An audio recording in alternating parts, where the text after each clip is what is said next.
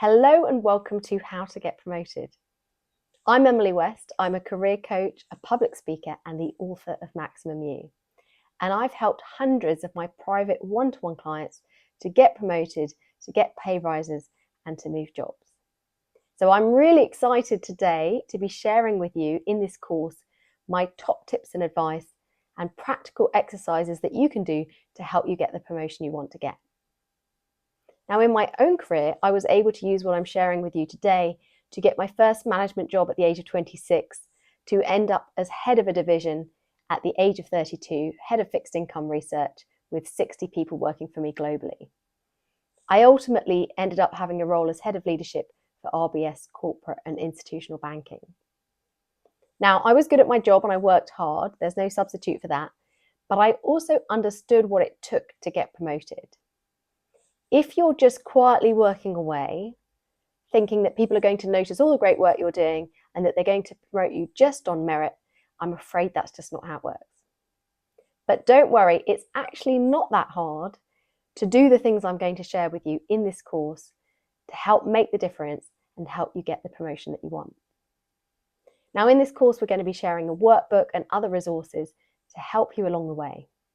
So you can either watch all the content in one go and then spend time working through the workbook, or you might want to pause at the end of each chapter to take time to reflect and do some actions.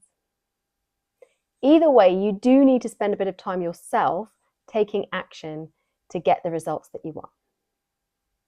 So let's get started.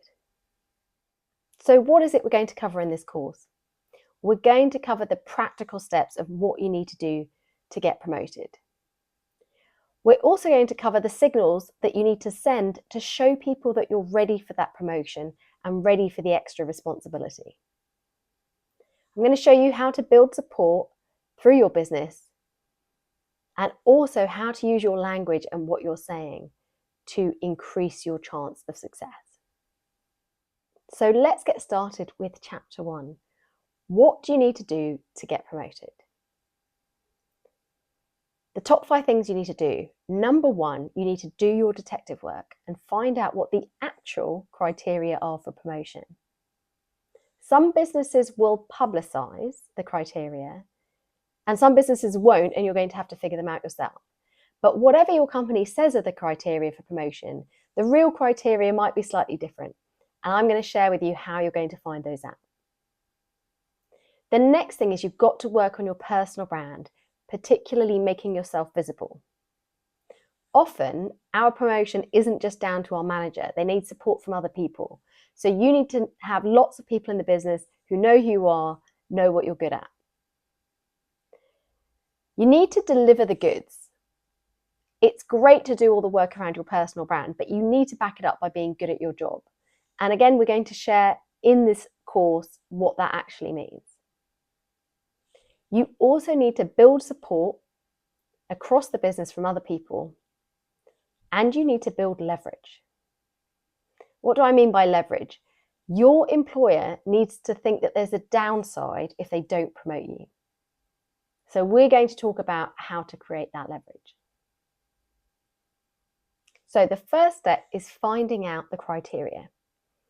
If your employer publishes criteria of how to get promoted, get your hands on those and have a good read through. If they haven't published them, ask your manager if there are any criteria that your manager is aware of that they can share with you as well. Those are the official criteria. Then you've got to find out what the unofficial criteria are. This is how you find out. First of all, observe who has been promoted recently to the level you want to get to. What can you observe about how they operate, who supports them, what kind of work they've delivered, what their personal brand is? Be a bit of detective, be a spy, see what they've been up to, and see if there are any of those aspects that you haven't done yet. The other thing is go and have a coffee with someone who's been promoted recently. Ask them about the whole criteria, the process, everything they had to go through to get that promotion. We're going to put in the workbook some useful questions for you to ask that person and what you want to find out. You also need to check if there's an opening or how many slots there are for promotion. It's quite normal when you're moving into middle and upper senior manager roles that there might be 6 people going for 3 promotion slots. So it's good to just understand the odds and understand if there is an opening. Sometimes your employer also won't promote you unless the work that you're responsible for warrants that level. So if you're in a bank and you're at a vice president level, even if you've worked really hard and proven your value, they might not make you a director if the role you're doing doesn't have director level responsibility. And it may be that in order to get that promotion, you're going to have to change your role, or you're going to have to move to another role that already has director level responsibility. I've got so many clients where that has been the case. So it's really important to get very clear with your manager from the off that your role could even operate at the level you want to get promoted at. So in the workbook, we're going to give you some detective work, some questions you have to answer. Go away and find that information out, because that's going to be really key in the next steps to help you get promoted.